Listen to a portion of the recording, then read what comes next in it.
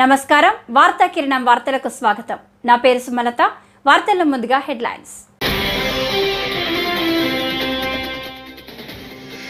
Budget సన్నాహాలు పార్లమెంటులో హాల్వా తయారు చేసిన కేంద్ర ఆర్థిక మంత్రి నిర్మలా సీతారామన్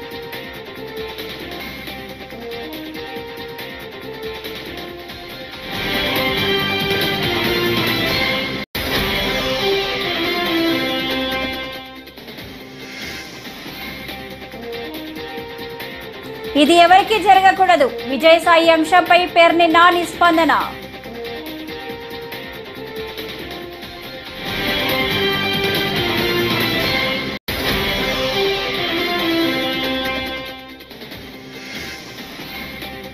ప్రోటోకాల్ ఉల్లంఘనలో పార్టీ ఫిరాయింపులపై శాసనసభాపతి గడ్డం ప్రసాద్ కుమార్ కు బారాస ఎమ్మెల్యేలు ఫిర్యాదు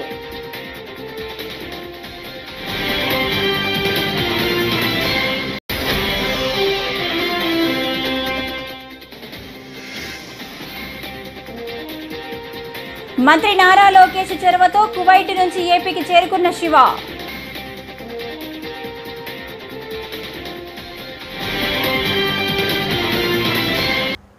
ఇక డీటెయిల్స్ చూస్తే ఏపీ నుంచి కువైట్ వెళ్లి అక్కడ అష్టకష్టాలు పడుతూ తనను ఎవరైనా ఆదుకోకపోతే చావే దిక్కు అంటూ శివ అనే వ్యక్తి సోషల్ మీడియాలో పెట్టిన వీడియో వైరల్ కావడం తెలిసిందే. దీనిపై స్పందించిన ఏపీ మంత్రి నారా లోకేష్ శివను కువైట్ నుంచి ఏపీకి రప్పించేందుకు ఎంతో కృషి చేశారు. భారత ఎంబాసీతో సమన్వయం చేసుకుంటూ అతడిని ఏపీకి తీసుకువచ్చేంత వరకు స్వయంగా పర్యవేక్షించారు. మంత్రి లోకేష్ చొరవతో శివ కువైట్ నుంచి ఏపీకి తిరిగి వచ్చాడు. ఎయిర్పోర్టులో శివను చూసి అతడి కుటుంబ సభ్యులు తీవ్ర భావోద్వేగాలతో కన్నీటి పర్యంతమయ్యారు. కాగా శివ తన స్వస్థలం మదనపల్లి చేరుకున్న విషయం తెలుసుకున్న నారా లోకేష్ సంతోషం వ్యక్తం చేశారు. చూడండి సార్, నా పేరు శివ. మాది ఇట్లా ఆంధ్ర రాయలసీమ మదనపల్లి దగ్గర చింతపర్తి గ్రామం. చూడండి సార్, నేను కువైట్కి వచ్చాను, ఏదో బతకాలని వచ్చాను. ఇక్కడ చూస్తే చాలా కష్టంగా ఉంది, ఎడార్లు వేసేసారు. నిన్న ఎంబీసీ వాళ్ళు ఫోన్ చేశారు. నేను సోషల్ మీడియాలో నా వీడియో ఒకటి పెట్టాను. దానికి ఎంబీసీ వాళ్ళు ఫోన్ చేసి వాళ్ళు ఇక్కడికి తీసుకురావడం జరిగింది. కాకపోతే కొంచెం ఇబ్బందులు, అక్కడ చాలా కష్టపడ్డాను. ఇక్కడికి ఆఫీస్ దగ్గరికి వచ్చాను, సార్ వాళ్ళు తీసుకొచ్చారు. కొంచెం కాకపోతే వాళ్ళు సాయం చేశారు. నేను ఇక్కడ కష్టం చేసి ఎంత బాధలు పడి అలసాట్లు పడి ఇక్కడికి చేరుకున్నాను సార్. సార్ వాళ్ళు రావడంతో నా వల్ల ఇక్కడ చేరుకున్నాను. కాకపోతే ఇక్కడ ఉండడానికి రూము, తినడానికి తిండి, మంచి చెడ్డ అన్ని వాళ్ళే చూస్తున్నారు సార్. ఇక్కడ నుంచి ఇండియా పంపించేదాకా సార్ వాళ్ళదే బాధ్యత అని చెప్పారు. నీ మీద కనీసం ఏమీ ఇబ్బంది లేకుండా నీకు క్షేమంగా ఇల్లు చేర్చే బాధ్యత మాది అని చెప్పారు సార్. అందరికీ ఆఫీసర్లకి ప్రతి ఒక్కరికి ధన్యవాదాలు తెలియజేస్తూ నాకు సహకరించిన వాళ్ళకందరికీ నమస్కారం సార్. అందరికీ ధన్యవాదాలు తెలియజేస్తున్నాను. వైసీపీ ఎంపీ విజయసాయిరెడ్డి అనూహ్య రీతిలో ఓ వివాదంలో చిక్కుకోవడంపై మాజీ మంత్రి పేర్ని నాని స్పందించారు. ప్రజా జీవితంలో ఉన్న వారిపై విమర్శలు చేసినప్పుడు, ముఖ్యంగా ఆధారాలు లేని విమర్శలు చేసినప్పుడు మీడియా కుందాగా వ్యవహరించాలని హితో పలికారు. ఇవాళ అంతా మీడియా నిలువునా చీలిపోయింది. మీడియా రాజకీయ రంగులు పులుముకొని ఉందని అన్నారు. మైన్స్ మీద ఆంధ్రప్రదేశ్ రాష్ట్రానికి రాబడి గట్టిగా వచ్చింది కదా. మరి ఎవరు సమర్థవంతమైన ముఖ్యమంత్రి? అనుభవం ఉన్నటువంటి 40 ఏళ్ళ ఇండస్ట్రీ, 14 ఏళ్ళ అనుభవం ఉన్న మీరు సమర్థమైన ముఖ్యమంత్రి? కానీ మైన్స్లో మీకంటే 2-3 రెట్లు ఎక్కువ ఆంధ్రప్రదేశ్ రాష్ట్ర ప్రభుత్వానికి ఆదాయం ఎక్కువ అనుకూర్చినటువంటి జగన్మోహన్ రెడ్డి సమర్థుడైన ముఖ్యమంత్రి? ఎవరు సమర్థుడు? ఇవాళ ఈయన సమర్థత జోలికి చూస్తుంటే మనం చంద్రబాబు నాయుడు గారి సమర్థత చూస్తే 40 ఏళ్ల ఇండస్ట్రీ, 14 ఏళ్ల ముఖ్యమంత్రి. జగన్మోహన్ రెడ్డి గారినేమో ఇష్టారాజ్యంగా నోటికి వచ్చినట్టు బూతులు తిడుతూ, శ్వేతపత్రంలో 4 అబద్ధాలు, 10 జగన్మోహన్ రెడ్డి గారిని బూతులు తిడతాం. ఇదే కదా శ్వేతపత్రం అంటే? తిడతమే, జగన్మోహన్ రెడ్డి గారిని తిడతమే కదా. ఏంటయ్యా వీళ్ళ పరిస్థితి అంటే, ఈ 40 ఏళ్ళ ఇండస్ట్రీ, 14 ఏళ్ల అనుభవం అని చెప్పేటువంటి నారా చంద్రబాబు నాయుడు గారు బడ్జెట్ కూడా ప్రవేశపెట్టలేనటువంటి దుస్థితి. ఆంధ్రప్రదేశ్ రాష్ట్రానికి 2024-25 సంవత్సరానికి ఆర్థిక సంవత్సరానికి బడ్జెట్ కూడా ప్రవేశపెట్టలేనటువంటి దుస్థితిలో వీళ్ళ అనుభవం ఉంది. ఎందుకు వచ్చింది? మీ అనుభవం ఏం చేసుకుంటాకి? ఏమైనా అక్కడికి వచ్చిందా? బడ్జెట్ ప్రవేశపెట్టలేని పరిస్థితి కదా మీది. 2019లో మే 30వ తారీఖున జగన్మోహన్ రెడ్డి గారు ఒక్కడే ప్రమాణ స్వీకారం చేసి, జూన్ 8వ తారీఖున జగన్మోహన్ రెడ్డి గారి ప్రభుత్వం మంత్రులందరూ కూడా ప్రమాణ స్వీకారం చేసి, అంటే జూన్ 8వ తారీఖున జగన్మోహన్ రెడ్డి గారు మంత్రివర్గ ప్రమాణ స్వీకారం చేస్తే, మే 30న జగన్మోహన్ రెడ్డి గారు ముఖ్యమంత్రిగా ప్రమాణ స్వీకారం చేస్తే, జూలై 12వ తారీఖున అసెంబ్లీలో బడ్జెట్ ప్రవేశపెట్టాడు కదా. జగన్మోహన్ రెడ్డి గారికి ఏం అనుభవం లేదు కదా. అనుభవం లేకపోయినా ప్రవేశపెట్టారు. ఆ రోజు ఇవాళ ఎన్నికల ముందేమో డబ్బులు ఎక్కడి నుంచి వస్తాయి, జగన్మోహన్ రెడ్డి గారి కన్నా ఎక్కువ హామీలు ఇస్తున్నారు కదా, ఆయన ఉన్నప్పుడేమో శ్రీలంక అయిపోద్దని చెప్పారు కదా, ఈ హామీలు ఎక్కడి నుంచి వస్తాయంటే సంపద సృష్టిస్తాం, సంపద సృష్టించి ఆ సంపద ద్వారా మేము జనాలకి మేము ఇచ్చిన హామీలు నెరవేరుస్తామని చెప్పినటువంటి వాళ్ళు ఇవాళ రోజు మంత్రులకి ఆయన క్యాబినెట్లో కూడా ఇవాళ చెప్తున్నా, అందరికీ చెప్పండి ప్రజలకి డబ్బులు లేవు, ఖజానాలో డబ్బులు లేవు అని చెప్పని. ఇది కూడా మోసమే. ఈ సంవత్సరం జూన్ 12వ తారీఖున చంద్రబాబు నాయుడు గారు ముఖ్యమంత్రిగా ప్రమాణ స్వీకారం చేసేటువంటి 2 రోజులు 48 గంటల ముందు కేంద్ర ప్రభుత్వం నుంచి డబల్ డెవల్యూషన్ ద్వారా 5,600 కోట్ల చిల్లర రూపాయల డబ్బులు ఆంధ్రప్రదేశ్ రాష్ట్ర ఖజానాలోకి వచ్చి పడిన మాట వాస్తవమా కాదా? అంటే జూన్ 12వ తారీఖున చంద్రబాబు నాయుడు గారు ఆయన ప్రభుత్వం మంత్రిమండలి కలిసి ప్రమాణ స్వీకారం చేస్తే, ప్రభుత్వం ఏర్పాటైతే అప్పటికి 48 గంటల ముందు 5,600 చిల్లర కోట్ల రూపాయలు డబల్ డెవల్యూషన్ ద్వారా కేంద్ర ప్రభుత్వం నుంచి ఈ రాష్ట్రానికి రావాల్సినటువంటి నిధులు వచ్చి జమ అయినాయి కదా. ఎలా వచ్చినాయి డబల్ డెవల్యూషన్ ద్వారా అంటే, గడచిన ప్రభుత్వం అంతకు ముందు సంవత్సరం ఏప్రిల్ 1వ తారీఖు నుంచి మార్చి 31వ తారీఖు దాకా వసూలు చేసినటువంటి రెవెన్యూ వసూళ్లలో కేంద్ర ప్రభుత్వం దగ్గర జమ అయితే, ఆ జమ అయినటువంటి వాటిల్లో రాష్ట్ర జనాభా దామాషా మేరకు కేంద్ర ప్రభుత్వం పంపించాల్సినటువంటి డబ్బులు, అంటే జగన్మోహన్ రెడ్డి గారి ప్రభుత్వం సంపాదించినటువంటి డబ్బులు 5,600 కోట్ల రూపాయలు కేంద్ర ప్రభుత్వం నుంచి ఆంధ్రప్రదేశ్ రాష్ట్ర ఖజానాలోకి వచ్చి పడినాయి. కానీ 2019 మే 30న జగన్మోహన్ రెడ్డి గారు ప్రమాణ స్వీకారం చేసే రోజుకి ఏంటయ్యా ఆంధ్రప్రదేశ్ రాష్ట్ర ఖజానా చంద్రబాబు నాయుడు గారు ఇచ్చెళ్ళిందే అంటే,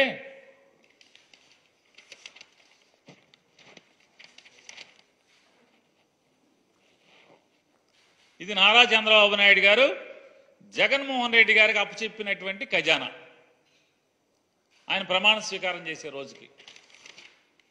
ఇది ఎవరండి? సాక్షిలో కాదు, ఇది రామోజీరావు గారి పేపర్. ఇది డేట్ కూడా చెప్తాను, గురువారం మే 30, 2019. గురువారం మే 30, 2019 ఈనాడులో వచ్చినటువంటి అచ్చు అయినటువంటి వార్త ఇది. ఖజానాలో ఉన్నవి 100 కోట్లే. ఈ నెల ప్రభుత్వానికి అవసరమైనవి 5,000 కోట్లు. ఓవర్ డ్రాఫ్ట్ సాయంత్రంతో జీతాలు, పెన్షన్లు, సామాజిక పెన్షన్లకు 1,200 కోట్లు అవసరం. ప్రోటోకాల్ ఉల్లంఘనలు, పార్టీ ఫిరాయింపులపై శాసనసభాపతి గడ్డం ప్రసాద్ కుమార్కు బారాస ఎమ్మెల్యేలు ఫిర్యాదు చేశారు. పార్టీ మారిన ఎమ్మెల్యేల సభ్యత్వాలను రద్దు చేయాలని 10 మంది బారాస ఎమ్మెల్యేలు, 6 ఎమ్మెల్సీలు పార్టీ ఫిరాయింపులకు పాల్పడ్డారని సభాపతి దృష్టికి తెచ్చామని కేటీఆర్ అన్నారు. ఫిరాయింపులపై వచ్చిన ఫిర్యాదులపై 3 నెలలుగా చర్యలు తీసుకోవాలని డిమాండ్ చేశారు. ఇదివరకు ఫిర్యాదులు ఇచ్చి 4 నెలలు గడిచినా చర్యలు తీసుకోలేదని మండిపడ్డారు. మా శాసనసభ్యుల బృందం మొత్తం కూడా గౌరవ స్పీకర్ గారిని కలిసి చాలా వివరంగా అన్ని విషయాలు చెప్పాము. ప్రోటోకాల్ ఉల్లంఘనలకు సంబంధించిన విషయము చెప్పాము. దాంతోపాటు కాంగ్రెస్ ప్రభుత్వం వచ్చిన తర్వాత ఇప్పటి వరకు 10 మంది బీఆర్ఎస్ శాసనసభ్యులు, 6 శాసన మండలి సభ్యులు, 1 రాజ్యసభ సభ్యుడు పార్టీ ఫిరాయింపులకు పాల్పడ్డారు. ఈ విషయంలో మీకు ఆల్రెడీ పూర్తి సమాచారము, పూర్తి అవగాహన ఉంటుందనే విశ్వాసం మాకుంది. కానీ కొన్ని విషయాలు మీ దృష్టికి తీసుకొని రావాలి అని చెప్పి స్పీకర్ గారికి చాలా వివరంగా సుప్రీంకోర్టు తీర్పులతో సహా సుప్రీంకోర్టు, హైకోర్టు, భారతదేశం అంతా జరుగుతున్న విషయాలన్నీ కూడా వివరంగా చెప్పాం. స్పీకర్ గారికి ఈరోజు మేము విజ్ఞప్తి చేసింది ఏమంటే, మీరు వెంటనే నిర్ణయం తీసుకోండి. ఇప్పటికే 4 నెలలు దాదాపుగా కావస్తూ ఉంది. మరి 3 నెలల్లో నిర్ణయం తీసుకోవాలని చెప్పి మరి అక్కడ సుప్రీంకోర్టు తీర్పు ఉంది. దయచేసి స్పీకర్ గౌరవాన్ని, శాసనసభ గౌరవాన్ని కాపాడండి. సుప్రీంకోర్టు మీకు డైరెక్షన్ ఇచ్చే పరిస్థితి తెచ్చుకోవద్దు అంటూ కూడా స్పీకర్ గారిని మేము అభ్యర్థించడం జరిగింది. చేతుల్లో రాజ్యాంగం పట్టుకొని పార్లమెంట్లో పోజులు, బయటికి వచ్చి కాంగ్రెస్ కార్యాలయంలో పార్టీ ఫిరాయించిన ఎమ్మెల్యేలకు వారిని వెన్నుతట్టి ప్రోత్సహించే విధంగా రాహుల్ గాంధీ గారు ప్రవర్తిస్తున్నారని చెప్పి కూడా నేను స్పీకర్ గారికి గుర్తు చేయడం జరిగింది. సుప్రీంకోర్టు నిబంధనలు క్లియర్గా ఉన్నాయి. మీకు కాపీ కూడా ఇస్తున్నాం సార్. మిమ్మల్ని కొంతమంది తప్పుదోవ పట్టిస్తున్నారు.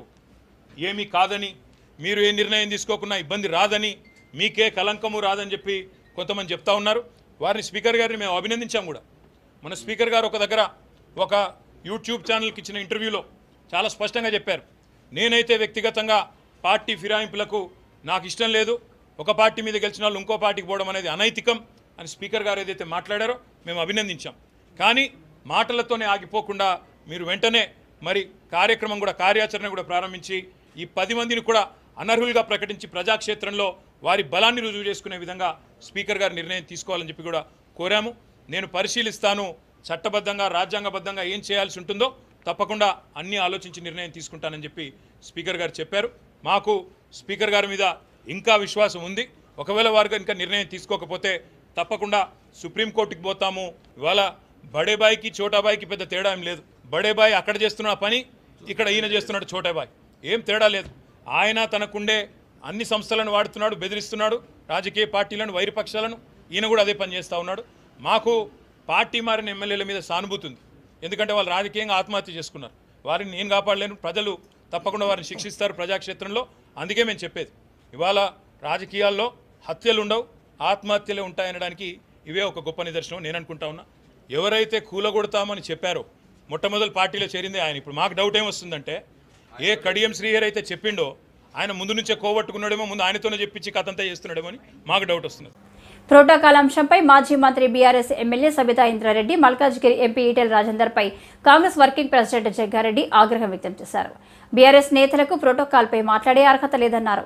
సబితకు ఇవ్వాల్సిన గౌరవం ఇచ్చామని, ఆమెకు గౌరవం ఇవ్వకపోతే అడగవచ్చునన్నారు. ఇక ఈటెల రాజేందర్ మల్కాజ్గిరిలో కార్యక్రమానికి వెళ్లకుండా ప్రభుత్వంపై బురద జల్లే కార్యక్రమానికి తెరలేపారన్నారు. ప్రోటోకాల్ లేకుండా కొందరు బతకలేకపోతున్నారని విమర్శించారు. కేటీఆర్ గారు, హరీష్ రావు గారు ప్రోటోకాల్ గురించి కాంగ్రెస్ పార్టీ ప్రభుత్వం మీద, కాంగ్రెస్ పార్టీకి సంబంధించిన, మా గవర్నమెంట్ కి సంబంధించిన ముఖ్యమంత్రి రేవంత్ రెడ్డి గారి మీద, అట్లాగే మా క్యాబినెట్ మినిస్టర్స్ మీద కూడా, మా senior leaders and cabinet ministers అందరి మీద కూడా ఈ ప్రోటోకాల్లకు సంబంధించిన మాట్లాడుతున్నారు. ముఖ్యంగా కేటీఆర్ గారు, హరీష్ రావు గారు ఇద్దరు కూడా మాట్లాడుతున్నారు. కాంగ్రెస్ పార్టీ, కాంగ్రెస్ ప్రభుత్వానికి, ఈ కాంగ్రెస్ పార్టీ, కాంగ్రెస్ ప్రభుత్వ పరిపాలన ముందు కేటీఆర్ గారిది, హరీష్ రావు గారిది చాలా చిన్న వయసు. వాళ్ళ అనుభవం చాలా చిన్నది, వాళ్ళ వయసు చాలా చిన్నది. కాంగ్రెస్ యొక్క పనితీరు, కాంగ్రెస్ ప్రభుత్వాల యొక్క పనితీరు, కాంగ్రెస్ పార్టీ ప్రభుత్వ నాయకత్వం యొక్క పనితీరు మీద మీరు చాలా చిన్న పిల్లలుగానే భావిస్తున్నది కాంగ్రెస్ పార్టీ. 10 ఏళ్ళు తెలంగాణ ప్రజలు మీకు అధికారం ఇచ్చినా ఇంకా మీరు మీకు ఇంకా పరిజ్ఞానము పెంచుకోకపోవడం చాలా బాధ అనిపిస్తున్నది. 10 సంవత్సరాలు ప్రజలు ఇచ్చిన అధికారాన్ని మీరు ఇంకా 10 ఏళ్ళ అధికారంలో ఉన్న బీఆర్ఎస్ కూడా, అధికారంలో ఉన్న బీఆర్ఎస్ ఆ 10 ఏళ్ల కాలంలో మీరు ఈ ప్రోటోకాల్ సంబంధించిన ఈరోజు మాట్లాడుతున్నారే, అసలు మీరు ఇంకా 10 ఏళ్ళ అవకాశం ఇచ్చినా మీరు ఈ కూడా సరిగ్గా నేర్చుకోలేకపోయారు. మీకు ఆ ఈ కాడికి రాలేకపోయారు మీరు. నా తజుర్బా కూడా నా అనుభవం కూడా చెప్తాను. నేను అసెంబ్లీ గత సమైక్య రాష్ట్రంలో లోపల చట్టసభల్లో వచ్చినప్పుడు కానీ, లేకపోతే నేను బయట ఉండి చట్టసభల్లో రాకముందు ప్రోటోకాల్ పరిస్థితి చెప్తున్నా. ఎవరైనా సరే, ఏ పార్టీ అయినా సరే, చరిత్ర 76 సంవత్సరాల చరిత్రలో ఈ రాష్ట్రాన్ని పరిపాలించింది కాంగ్రెసే. సుదీర్ఘమైన ఇంత పరిపాలించిన కాంగ్రెస్ కి ప్రభుత్వాలకు మీరు పాఠాలు చెప్పే వయసు మీకు లేదు. మీకు ఆ మెచ్యూరిటీ రాలే. ఆ మెచ్యూరిటీ మీరు తెచ్చుకోలే. ఎవరు? కేసీఆర్ గారితో మొదలు పెడితే ఈ మధ్యలో మాట్లాడుతున్న కేటీఆర్ గారు, హరీష్ రావు గారు.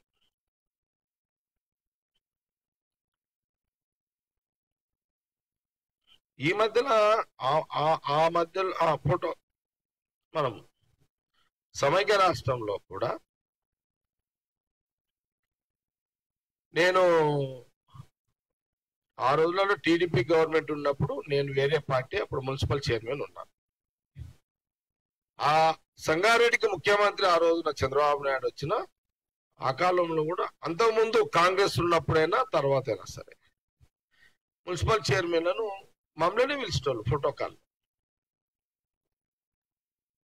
నేను తర్వాత రాజశేఖర రెడ్డి గారి గవర్నమెంట్ లో, కాంగ్రెస్ గవర్నమెంట్ లో చాలా డైరెక్ట్ గా చూసిన కదా,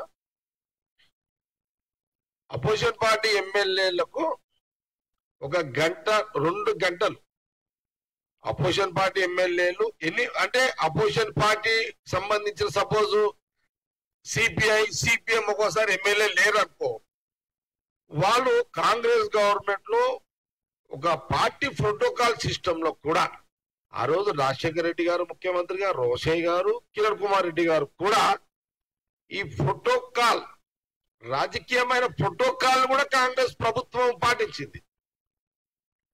అపాయింట్మెంట్ పెట్టగానే వాళ్ళకు ఫస్ట్ రాగానే కాంగ్రెస్ 3 ముఖ్యమంత్రులు కూడా పార్టీ ప్రోటోకాల్ కూడా వాళ్ళకు ప్రయారిటీ ఇచ్చి, వాళ్ళ దరఖాస్తులు తీసుకొని వాళ్ళకి జవాబు ఇచ్చి ముఖ్యమంత్రులు, కాంగ్రెస్ ముఖ్యమంత్రులు చెప్పేవాళ్ళు. నేనే దానికి సాక్ష్యం, వాళ్ళు కూడా సాక్ష్యం, ఇప్పుడు మాట్లాడుతున్న వాళ్ళు కూడా సాక్ష్యం. ఎందుకంటే ఉమ్మడి రాష్ట్రంలో కాంగ్రెస్ పార్టీ అధికారంలో ఉన్నప్పుడు ఇదే కేటీఆర్, ఇదే హరీష్ రావు. ఎన్డీఏ 3.0 ప్రభుత్వం వచ్చాక తొలిసారి పూర్తిస్థాయి పార్లమెంటు సమావేశాలు జూలై 22 నుంచి ఆగస్టు 12 వరకు నిర్వహించనున్నారు.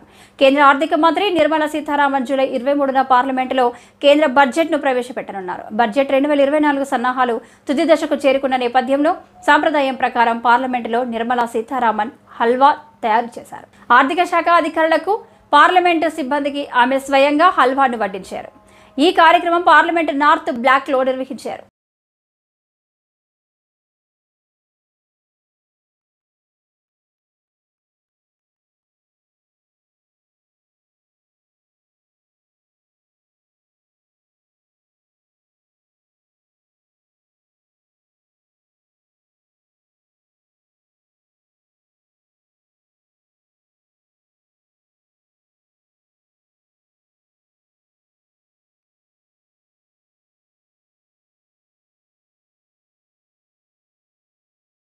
రాజ్యసభ సభ్యులు విజయసాయిరెడ్డి జర్నలిస్టుల పట్ల చేసిన అనుచిత వ్యాఖ్యలను నిరసిస్తూ జిల్లా ఉపాధ్యక్షుడు చాందుపాషా, జిల్లా సహాయ కార్యదర్శి హనుమేష్ ఆదేశాల మేరకు బుధవారం మంత్రాలయంలోని రాఘవేంద్ర సర్కిల్లో ఏపీయూడబ్ల్యూజే తాలూకా అధ్యక్షులు జయరాజు ఆధ్వర్యంలో జర్నలిస్టులు ధర్నా నిర్వహించారు.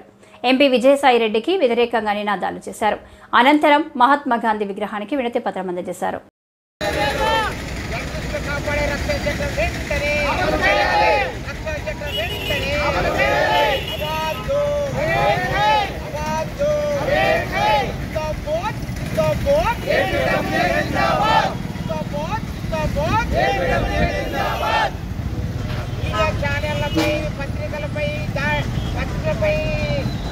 చేసిన విజయసాయి రెడ్డిని వెంటనే మీడియా పైన దాడులు చేసినటువంటి విజయసాయి రెడ్డి పైన వెంటనే ఏకత పరిస్థితి వ్యాఖ్య చేసిన విజయసాయి రెడ్డి పైన వెంటనే విజయసాయి రెడ్డి పైన వెంటనే